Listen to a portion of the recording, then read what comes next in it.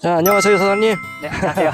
네, 또 이제 오랜만에 왔는데, 이제 딸기 정식을 한참 하고 계시네요. 네, 맞습니다. 아, 네. 딸기 정식을 할 때, 사장님께서 이제 하시기 전에, 또 이제 사용하셨던 방법들이 있는데, 요번에 기존에 뭐 킬레이트 젤을 또 사용하신 것도 있었고요. 네. 네, 그걸 사용하시는 이유는 뭐였나요?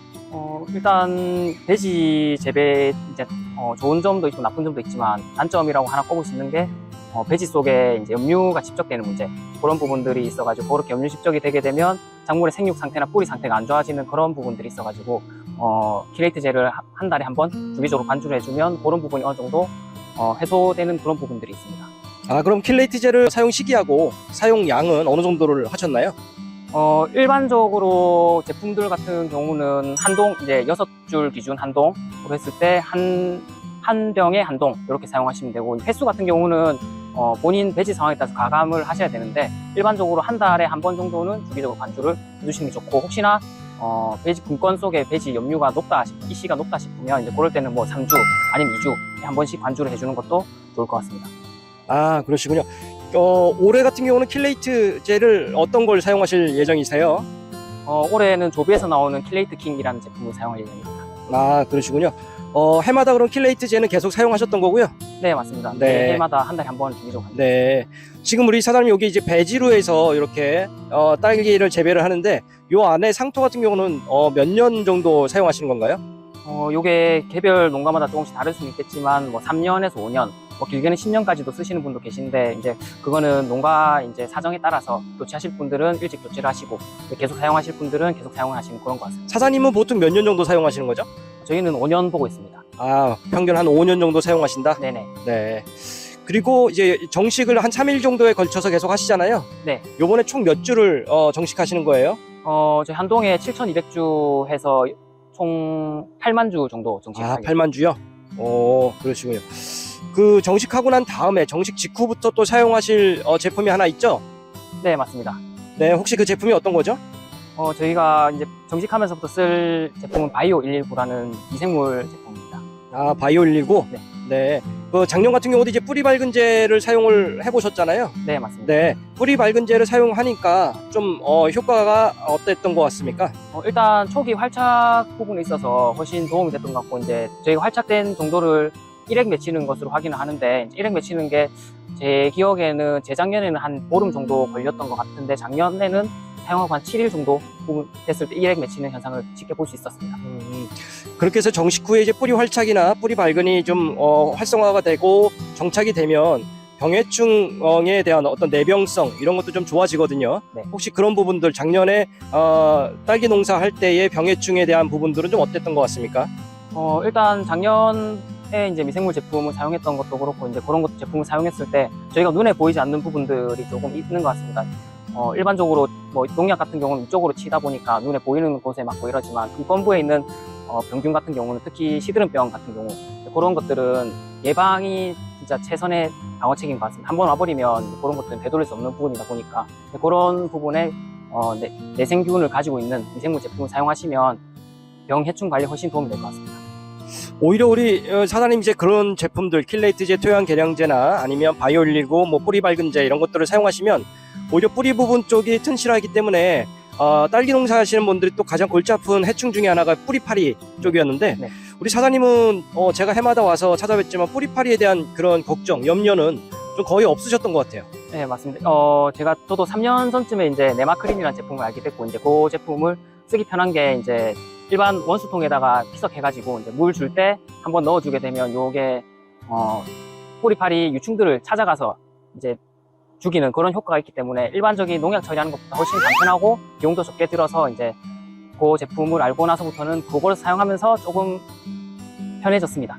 그렇죠. 우리 사장님이 이제 네마크린이라는 거를 굉장히 잘 사용하셔서 초기에 정식 후에 이제 네마크린으로 관주 처리하면서 뿌리파리 유충이나 알까지 다 침투해서 죽여버리는 이제 그런 네마크린을 잘 사용해 보셨고, 이제 한참 생육 중후기로 가서 한참 수확을 할 때 우리 사장님은 이제 칠레리응에 사마귀리응에 이렇게 천적응 농법으로 해서 피해 없이 피해를 최소화하면서 굉장히 잘 수확을 하고 계시는 걸로 알고 있거든요. 네네. 네, 올해도 또 이제 그런 쪽으로 계속 하시면서 큰 효과를 보실 걸로 좀 기대가 되고요. 네. 요번에 또 이제 새롭게 사용해 보신다는 그 바이오 119, 그다음에 킬레이트 킹에 대해서 그 제품을 좀 더 설명을 해줄 분을 모시고 한번 얘기를 나눠보도록 하겠습니다. 바이오 119는 미생물 제조로서 딸기의 뿌리 발육, 그리고 잔뿌리 발육이 특히 탁월합니다. 그리고 모든 작물들은 잔뿌리 발육이 좋아야 되는데, 특히 바이오 119를 사용하시면 잔뿌리 발육이 탁월합니다. 그리고 또 저희들 같은 경우는 이게 유기농 자재 등록이 되기 때문에 안심하고 사용하시면 됩니다.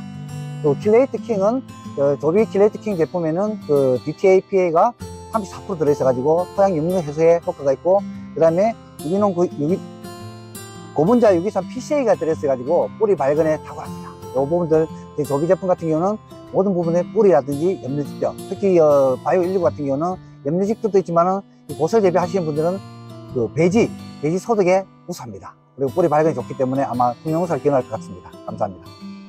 자, 그러면 바이오 119부터 사용 시기하고 사용량이나 요거를 사용 횟수 요런 거를 한번 좀 더 설명을 해주시겠어요? 딸기 농가를 중심으로.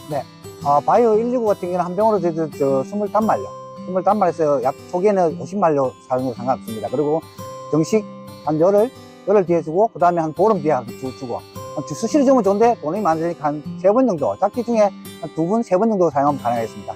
25말, 초기에는 25말, 초기에는 50말, 후기에 가면 25말 정도 하시면 아마 효과를 볼 것 같습니다. 그럼 킬레이트 킹이라는 제품은 그것도 마찬가지로 사용 횟수, 사용 시기, 사용량 요거를 좀 한번 설명해 주시겠어요?